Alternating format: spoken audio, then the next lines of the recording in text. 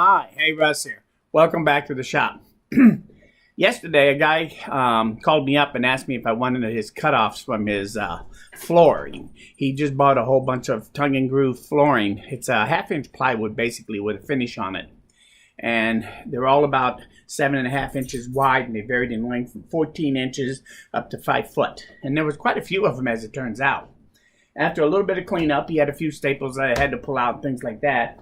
But now I had this big, huge stack that I didn't know where the heck am I going to store all this until I use it. And so now that I've got it all figured out, I decided the best way to store it, since it's tongue and groove already, I just put it together into panels like here and got it all put it together.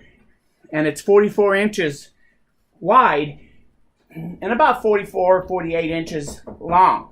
And I took and I put 2 pieces of OSB and screwed it down through here, so that now this is basically half a sheet of plywood.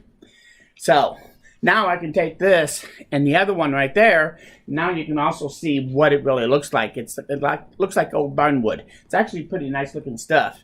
But I think I'm going to use this either on my shop back cart that I'm building for the outside, or I'm probably going to maybe use it right here on my legacy workstation for the front on it and for the front over here, so as to enclose this in and make that look a little better. So anyway, I got it for free, but I have to store it till I get ready to use it. And trying to stack all this on my small, short wood pile over here, hey, good luck with that.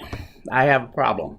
And so what I did is I do have room on my plywood storage area. So what I did is I just, by stacking these up and putting the plywood on there, now that they're made into half sheets of plywood, I can just store them in my plywood rack like this. And that way they won't take up much room at all. Now I still got 3 more boards over here that are about 5 to 6 foot long.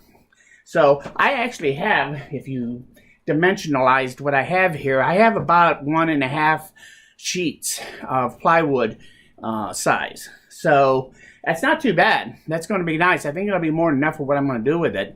And the price was definitely right. Just a little bit of elbow grease. So if you want to store it though, and you're trying to figure out how do you store all those darn little pieces, because that's what they were, a lot of them are only 14 inches long. So what I end up doing is just make it into a panel. It's a great way to fix it up so you can store it right in your lumber rack then, right where you store your plywood. And it won't take up so much room by doing it that way. Anyway, quick tip. I just thought I'd show you an easy way to store small tongue and groove pieces of flooring if you happen to get some that somebody gives you. Don't be afraid to take the cutoffs, and you can always find an easy place to put them. So I hope you can use this tip. I hope you liked this video. Say so if you did. Thank you for stopping by. Most importantly, though, come back again, because we're nowhere near done. This is the OTB Thinker, and we'll talk to you a little bit later. Bye.